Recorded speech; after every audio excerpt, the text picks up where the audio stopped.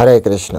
সকলকে আবারও কৃষ্ণ প্রীতি শুভেচ্ছা জানিয়ে আমাদের ধারাবাহিক শ্রীমদ্ ভাগবত গীতার ক্লাসে আপনাদেরকে স্বাগতম জানাচ্ছি।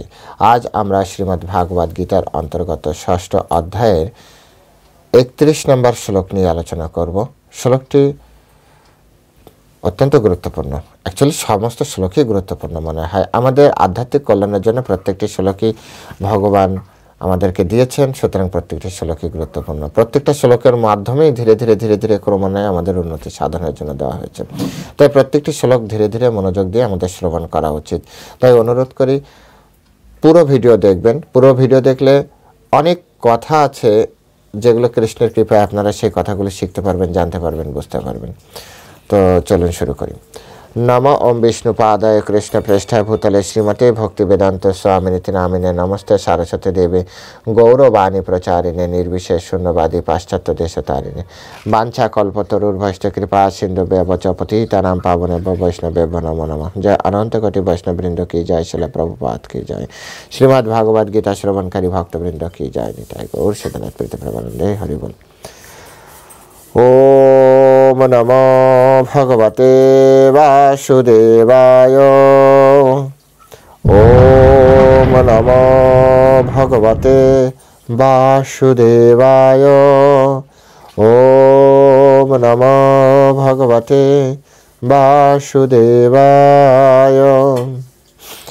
শ্রীমদ্ ভাগবত গীতা ষষ্ঠ অধ্যায় ধ্যান যোগ শ্লোক নাম্বার 30।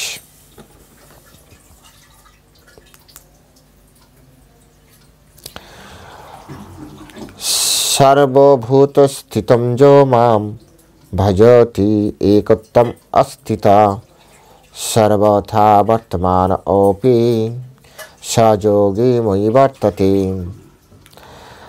সর্বভূতস্থিতং যো মাম ভজতি একত্বম অস্থিতা সর্বথা বর্তমানোপি স যোগী ময়ি বর্ততে। হরে কৃষ্ণ। তা এখন আমরা শিল প্রভুপাদ কর্তৃক এই সংস্কৃত শ্লোকের উপরে যে বাংলা ভাষানুবাদ দেওয়া হয়েছে সেই ভাষানুবাদ আমরা শ্রবণ করব। অনুবাদ: যে যোগী সর্বভূতে স্থিত পরমাত্মা রূপে আমাকে জেনে আমার ভজনা করেন তিনি সর্ব অবস্থাতেই আমাতেই অবস্থান করেন। হরে কৃষ্ণ। আরেকবার পড়ছি। যে যোগী সর্বভূতে স্থিত পরমাত্মা রূপে আমাকে জেনে আমার ভজনা করেন তিনি সর্ব অবস্থাতেই আমাতেই অবস্থান করেন। হরে কৃষ্ণ। জয় শিল প্রভুপাদ কি জয়। এখন আমরা শিল প্রভুপাদ কর্তৃক এই সংস্কৃত শ্লোকের উপরে যে ভাষ্য দেওয়া হয়েছে, তাৎপর্য দেওয়া হয়েছে, সেই তাৎপর্যের আলোকে শ্লোকটি আমরা হৃদয়ঙ্গম করব। শিল প্রভুপাদ বলছেন, যে যোগী পরমাত্মার ধ্যান করেন তিনি তার হৃদয়ে শ্রীকৃষ্ণের আংশিক প্রকাশ শঙ্খচক্র গদা পদ্মধারী চতুর্ভুজ বিষ্ণুকে দর্শন করেন। শিল প্রভুপাদের প্রথম এই শ্লোকের উপরে প্রথম ভাষ্য কি, প্রথম লাইনটি হচ্ছে যে যোগী যারা পরমাত্মার ধ্যান করে, পরমাত্মরূপে অ্যাকচুয়ালি পরমাত্মরূপে ভগবানের 4 হাত, হ্যাঁ, আর পূর্ণ পুরুষোত্তম ভগবান তার হচ্ছে দ্বিভুজ শ্যাম সুন্দর। অর্থাৎ এক হচ্ছে পরমেশ্বর ভগবান শ্রীকৃষ্ণ, আর হচ্ছে বিষ্ণু তত্ত্ব। পরমেশ্বর ভগবান শ্রীকৃষ্ণ থেকেই বিষ্ণু তত্ত্ব সৃষ্টি হয়েছে। তো বিষ্ণু তত্ত্বে যখন যাওয়া হয় তখন পরমেশ্বর ভগবানের 4 হাত, আর এই কারণে 4 হাতে শঙ্খ চক্র গদা পদ্ম থাকে। আর এই শঙ্খচক্র গদা পদ্মধারী পরমাত্মাই হৃদয়ে অবস্থান করেন। বুঝতে পেরেছেন? তো এই শঙ্খচক্র গদা পদ্মধারী শ্রীকৃষ্ণকে যোগীরা সবসময় হৃদয়ে দেখতে পান। এই যে তারা এত ধ্যান করে সমাধির স্তরে যান, সমাধির স্তরে গেলে তারা এই পরমাত্মাকে সুন্দরভাবে প্রতিনিয়ত সবসময় দর্শন করেন। এই জন্য যোগী সবসময় ভিতরে আনন্দ পান, কারণ পরমেশ্বর ভগবানকে সবসময় দেখতে পাচ্ছে, তো এই কারণে সবসময় তারা আনন্দ পান। যোগীদের এটি জানা উচিত যে শ্রীকৃষ্ণ থেকে শ্রী বিষ্ণু ভিন্ন নয়। অনেক যোগী, হ্যাঁ, তারা এই জায়গাটায় প্রায় বেশিরভাগ সময় তাদের একটা মিসিং লিঙ্ক থাকে। তারা ভাবেন যে শ্রীকৃষ্ণ আলাদা এবং শ্রী বিষ্ণু আলাদা, কিন্তু বাস্তবিক পক্ষে কিন্তু এরকম নয়। মানে বাস্তবতাটা হচ্ছে এরকম যে পরমেশ্বর ভগবান শ্রীকৃষ্ণ থেকেই বিষ্ণুর সৃষ্টি হয়েছে শাস্ত্র প্রমাণ অনুযায়ী। শ্রীমদ্ ভাগবত পুরাণ অনুযায়ী বা বিভিন্ন পুরাণ অনুযায়ী আমরা দেখতে পাই যে কৃষ্ণ থেকেই বিষ্ণু এসেছে। হ্যাঁ, প্রথমে কৃষ্ণ, যেমন সৃষ্টিতত্ত্বে যেভাবে সাজানো আছে, প্রথমে কৃষ্ণ পরমেশ্বর ভগবান, তারপরে তার সাংস অবতার, প্রথম অবতার হচ্ছে বলরাম, এবং বলরাম থেকে সংকর্ষণ থেকে আবার প্রথম কারদক্ষে বিষ্ণু, কারদক্ষে বিষ্ণু থেকে আপনার গর্ভদক্ষে বিষ্ণু, গর্ভদক্ষে বিষ্ণু থেকে ক্ষীরদক্ষে বিষ্ণু। হ্যাঁ, তো এই যে পরমাত্মা রূপে আছে হচ্ছে এই ক্ষীরদক্ষে বিষ্ণু। সুতরাং বুঝতেই পারছেন। কিন্তু শিল প্রভুপাদ খুব সুন্দর করে বলেছেন যে কৃষ্ণ আর বিষ্ণুর ভিতরে পার্থক্য কী? কোনো পার্থক্য নেই, আবার পার্থক্য আছে। কেমন পার্থক্য নেই, আবার কেমন পার্থক্য আছে? শিল প্রভুপাদ বলছেন, প্রথমে একটা প্রদীপ আপনি জ্বালালেন, সেই প্রদীপ থেকে অনেকগুলো প্রদীপ আপনি জ্বালালেন, তো এটা প্রথম সৃষ্টির শুরু। হ্যাঁ, আর এগুলি হচ্ছে আপনার অন্যান্য প্রদীপ। তাই গুণগতভাবে এরা সবাই এক, কিন্তু এর ভিতরে শুধু পার্থক্য এইটুক যে একটা হচ্ছে প্রথম প্রদীপ। এই জায়গাটা কিন্তু আপনাকে আমাকে খুব ভালো করে বুঝতে হবে যে এই জায়গাটা আসলে কি বোঝাচ্ছে। প্রত্যেকটা জায়গায় বেশিরভাগ মানুষের ভিতরে যে ভুলটা থাকে সেটি হচ্ছে এইখানটায়, তারা বুঝতে পারে না। ওখানটায় হচ্ছে মানুষ তালগোল পাকিয়ে ফেলে। যে একটি হচ্ছে সৃষ্টির শুরু পরমেশ্বর ভগবান কৃষ্ণ, এবং এই পরমেশ্বর ভগবান শ্রীকৃষ্ণ কার্যকারণের সাথে কখনো যুক্ত হন না, তিনি কোনো কাজ করেন। এই জন্য কৃষ্ণের হাতে শুধু বাঁশি থাকে। কার্যকারণ শুরু হচ্ছে বিষ্ণু তত্ত্ব থেকে, এই জন্য বলরামও কোনো কাজ করেন না। এনাদের একটাই কাজ, সেটা হচ্ছে কি সকল ভক্তদের সাথে আনন্দ করে নেচে যাওয়া। এই একটাই কাজ, এছাড়া আর কোনো কাজ নেই। কৃষ্ণের হাতে আপনি কখনোই অস্ত্র দেখবেন না, কিন্তু বিষ্ণু যখন হবে তখন তার হাতে অস্ত্র থাকবে, শঙ্খ চক্র গদা পদ্ম। আর এই বিষ্ণু হচ্ছে পরমাত্মা রূপে ভগবানের কাছে আসে। এই যে দেবতারা যখন যখন বিপদে পড়ে না, তখন যে বলে না বিষ্ণুর কাছে যায়। অ্যাকচুয়ালি প্রায় সমস্ত শাস্ত্রে কৃষ্ণকে এত সূক্ষ্মভাবে হাইড করা রয়েছে যে মানুষ এটা বুঝতে পারে না। আপনি যদি গভীর ধ্যান করে আপনি বিভিন্ন শাস্ত্র পড়েন, যে কোনো পুরাণ পড়েন, তাহলে খুব কম জায়গায় কৃষ্ণ শব্দ ব্যবহৃত হয়েছে। এটা বেদব্যাসজির একটি অত্যন্ত বড় দূরদর্শিতা, কারণ কৃষ্ণ সুপ্রিম পার্সোনালিটি, তাই সকলের কাছে এটা ওপেন থাকবে না, এটাই স্বাভাবিক। হ্যাঁ, এটা অত্যন্ত দক্ষতার সাথে তিনি এই কাজ করেছেন। বিভিন্ন পুরাণেও তিনি এই কাজটি করেছেন, কৃষ্ণকে রেখেছেন। আমি তো পড়ছি বেশ কিছু পুরাণে, দেখলাম যে না, কৃষ্ণকে রাখা হয়েছে, কিন্তু খুব লাইট করে রাখা হয়েছে, কারণ সকলে এক স্তরের নয় তো। তাই যোগীরা এই যে ধ্যান করছে, ধ্যান করে যখন সমাধি স্তরে যায়, তখন সে কৃষ্ণকেই অনুভব করে, শঙ্খচক্র গদা পদ্মধারী। কিন্তু এর মানে কৃষ্ণ দেবু শ্যামসুন্দর মুরলীধর, এটি যে তার প্রতি অবহেলা করা উচিত নয়, সেটা শিল প্রভুপাদ বলছে যে কৃষ্ণ থেকে বিষ্ণু ভিন্ন নন। শ্রীকৃষ্ণ পরমাত্মা রূপে বিষ্ণু রূপে সর্বজীবের হৃদয়ে অবস্থান করেন। তাছাড়া অসংখ্য জীবের অন্তরে অসংখ্য পরমাত্মা বিরাজ করছেন। হ্যাঁ, তারাও ভিন্ন নয়। তেমনি ভক্তিযোগে তন্ময় ব্যক্তি যিনি কৃষ্ণের ভজনা করছেন, আবার যারা ধ্যানযোগে তন্ময় ব্যক্তি যোগী, তারা পরমাত্মা রূপে, শিল প্রভুপাদ বলছেন এরা সেম।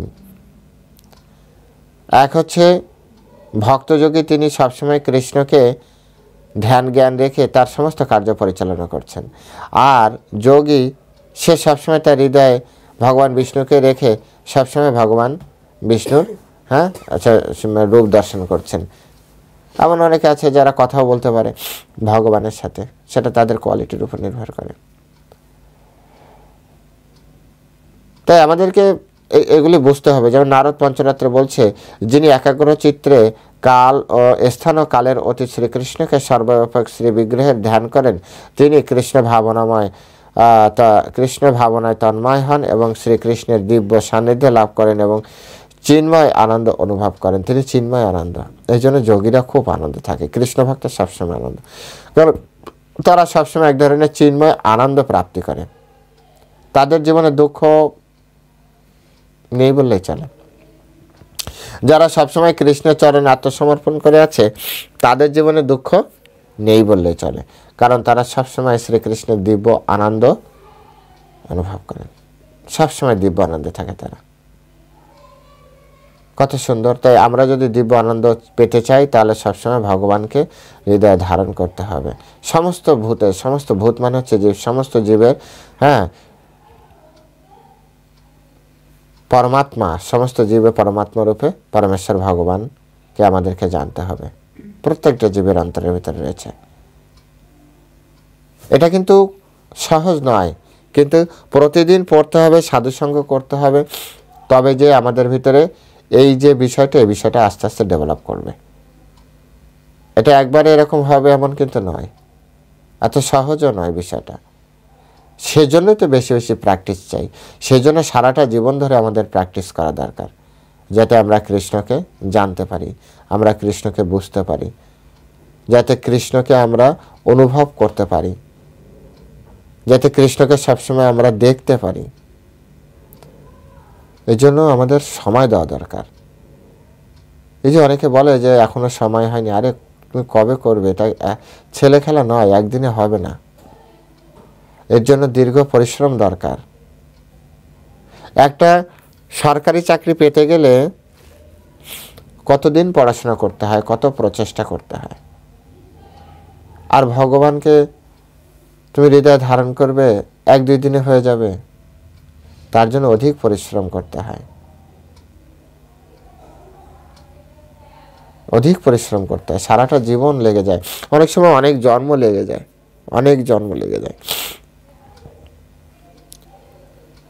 ভগবান শিল প্রভুপাদ বলছে, ভগবান শ্রীকৃষ্ণের ধ্যানে মগ্ন হওয়াটাই হচ্ছে যোগ সাধনার পরম সিদ্ধি। এই যত যত যোগ সাধনা করছে, যত যত ধ্যানযোগ, হঠযোগ, জ্ঞানযোগ, কর্মযোগ, এ সব কিছুর উদ্দেশ্য হচ্ছে শ্রীকৃষ্ণের ধ্যানে মগ্ন থাকা। শ্রীকৃষ্ণের ধ্যানে আপনি বাজারে যাচ্ছেন, কৃষ্ণের জন্য বাজারে যান, কৃষ্ণ চেতনায় সব কিছুতে আপনার কৃষ্ণকে রাখতে হবে। এর আগের শ্লোকেও তাই বলেছে, সব কিছুর মধ্যে কৃষ্ণ, তবে যে না আপনি কৃষ্ণকে প্রাপ্তি করবেন, আর তবে কৃষ্ণ আপনাকে সবসময় প্রোটেকশন দেবে সর্বতভাবে। আপনি আপনার সর্বোচ্চ, যদি একটা কোম্পানিতে কাজ করেন, আপনি আপনার সর্বোচ্চ দেবেন, কোম্পানি আপনাকে দেখবে। কিন্তু আপনি যদি ফাঁকি দেন, কোম্পানি একসময় আপনাকে দেখবে না। তাই যখন সময় থাকে তখন সর্বোচ্চ কোম্পানিকে দেওয়া উচিত, ফাঁকি দেওয়া উচিত না। কৃষ্ণকে ফাঁকি দিলে কেউ এ জগতে কিছুই করতে পারবে না, নিজেকে ফাঁকি দেওয়ার মতো হবে। তো ভজন সাধনের একটা উদ্দেশ্য আছে। শিল প্রভুপাদ বলেছেন, সাধন করো, ভজন করো, মরতে জানলে হয়। মরাটা শিখতে হয়, আর মরাটা শেখা এত সহজ না। মরাটা কিভাবে মরতে হয়, হরিদাস ঠাকুরের কাহিনী পড়তে হবে। দেখি সুযোগ পেলে এই মাসের 1 তারিখ থেকে চেষ্টা করব চৈতন্য লীলা শুরু করার জন্য, চৈতন্য ভাগবতের আলোকে। ইচ্ছা আছে, বাকিটা সময় সুযোগের উপর নির্ভর করছে। যদি আপনাদের সহযোগিতা পাই, যদি আপনারা শুনতে চান, আগ্রহ প্রকাশ করেন, তবে করব। সময় অল্প, পড়ার বিষয় অনেক, সময় অল্প কিন্তু কার্য অনেক। তো এটা নির্ভর করছে সকলের সহযোগিতা, আপনাদের আশীর্বাদ, অনুপ্রেরণা। আশীর্বাদ তো অবশ্যই দরকার, অনুপ্রেরণা যদি আপনারা বেশি বেশি করে দেখেন, কমেন্ট সেকশনে লেখেন যে হ্যাঁ প্রভু শুনতে ভালো লাগছে বা আমরা শুনতে চাই, তাহলে অনুপ্রেরণা, কারণ আমরা তো আর মুক্ত পুরুষ নই, তাই না? বিশেষ করে আমি তো মুক্ত পুরুষ নই। যাই হোক, এই শ্লোক এর গত যে শ্লোক ছিল সেই শ্লোকের মতোই গত শ্লোকেও সুন্দরভাবে একই কথা বলা হয়েছে, যিনি সর্বত্র আমাতে দর্শন করেন এবং আমাতেই সর্বত্র সমস্ত দর্শন, আমাতেই সমস্ত বস্তু দর্শন করেন। এই শ্লোকেও যে যোগী সর্বভূতে স্থিত পরমাত্মা রূপে আমাকে জেনে, সমস্ত জীবের ভিতরে পরমাত্মা রূপে আমাকে জেনে আমার ভজনা করেন, তিনি সর্ব অবস্থাতে আমাতে অবস্থান করেন। আর আগের বার এই কথাটি বলেছেন, তিনি আমার দৃষ্টির অগোচর হন না। এর আগের শ্লোক অর্থাৎ 29, 30, 31 একই কথা বলছে। অনেক সময় আমরা বলি না, সত্যি সত্যি সত্যি, এই 3 বার যদি কেউ বলে না সত্যি, তখন বুঝতে হবে যে না, আসলে সে সত্য কথাই বলছে।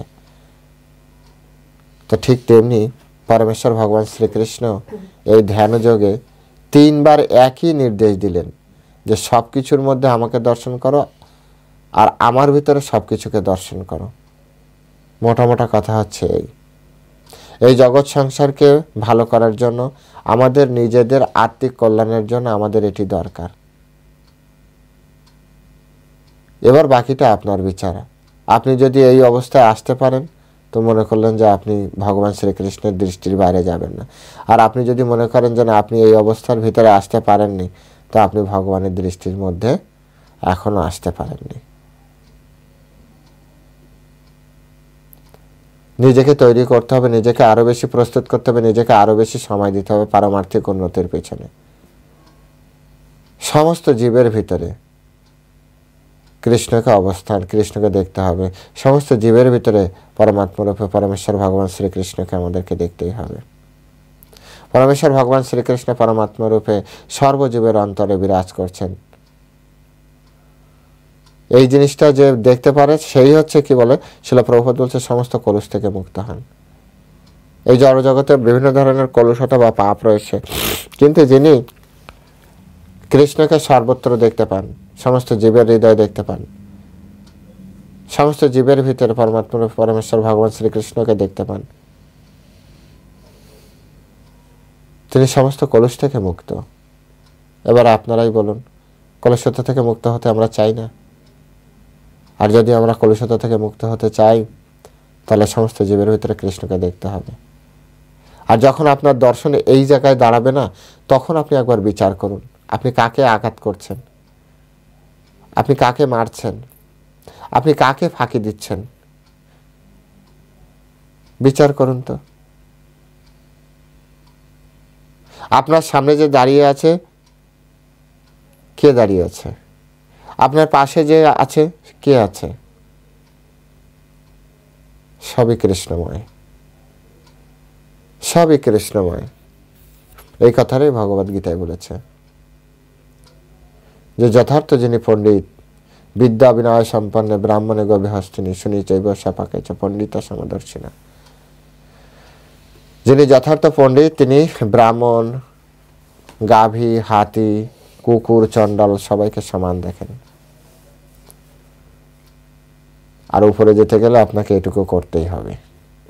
এই ভগবদ গীতার প্রত্যেকটা শ্লোক প্রত্যেকটা জীবের ভিতরে যতক্ষণ না অ্যাটাচড হচ্ছে, বা এই শ্লোকের প্রত্যেকটা শ্লোক আপনার এক একটা টেস্টের জায়গা। প্রত্যেকটা শ্লোকের আগে উপরে আমাকে আপনাকে টেস্ট করা হবে। যেমন পরীক্ষায় ক্লাস 1-এ পাস করলে 2, 2 পাস করলে 3, 3 পাস করলে 4, 4 পাস করলে 5, ঠিক একইভাবে শ্রীমদ্ ভগবদ গীতার প্রত্যেকটা শ্লোকের উপরে আমাদের টেস্ট করা হবে। প্রত্যেকটা শ্লোক, প্রত্যেকটা প্রিন্সিপালের উপরে, যে আমার ভিতরে সেই ভাব আছে কিনা। অনেকে এমন জব করছে আমি ভগবানের কাছে চলে যাবো, এত সহজ। প্রসাদ পাচ্ছে, বড় বড় তিলক পড়ছে, আমি ভগবানের কাছে চলে যাব। উপরে যে করবেন কি? আবার মারামারি করবেন, জীবহিংসা করবেন। প্রত্যেকটা শ্লোক দিয়ে আমাকে আপনাকে টেস্ট করা হবে। এই শ্লোকগুলোকে মনে করেন কোষ্ঠী পাথর। আমরা প্রকৃত স্বর্ণ কিনা সেটি কোষ্ঠী পাথরে চেক করা হবে। কোনো একটা জায়গায় কোনো একটা প্রিন্সিপালে যদি ঘাটতি থাকে, আমাদেরকে আবার নেক্সট আর একটা লাইফ দেওয়া হবে। হ্যাঁ, এটুকু বলা যেতে পারে, যদি ভক্ত হয়েও যদি ভগবানের কাছে না যেতে পারে, হয়তো পরবর্তী জীবনে ভক্তের শরীর পাবে। কুকুর বিড়ালের শরীর অন্যদের মতো পেতে হবে না, এইটুকু সর্বোচ্চ বলা যেতে পারে। কিন্তু এই জগতে যতক্ষণ না পর্যন্ত আমরা কাম, ক্রোধ, লোভ, মোহ, মত, মাৎসর্য থেকে না বেরোতে পারছি, যতক্ষণ না পর্যন্ত সব কিছুতে কৃষ্ণময় না দেখতে পাচ্ছি, সব কিছুতে কৃষ্ণময়, ততক্ষণ পর্যন্ত আমাদের এই জগৎ থেকে বেরোনো, এই ব্রহ্মাণ্ড থেকে বেরোনোর কোনো উপায় নেই। সূক্ষ্ম থেকে সূক্ষ্ম, ক্ষুদ্র থেকে ক্ষুদ্রাতি ক্ষুদ্র যদি আমাদের ভিতরে কোনো রকম প্রবলেম থাকে আমাদেরকে এই জগতে থাকতে হবে। সম্পূর্ণভাবে নিরেট সলিড ব্যক্তি উপরে যাবে, সম্পূর্ণ সলিড ব্যক্তি, যার ভিতরে কোনো রকম ভেজাল থাকবে না, কোনো রকম খাত থাকবে না, সর্বগুণে গুণান্বিত ব্যক্তি, সমস্ত দৈব গুণে গুণান্বিত ব্যক্তি, সমস্ত ভক্তের গুণে গুণান্বিত ব্যক্তি উপরে যাবে, ভগবত ধাম যাবে।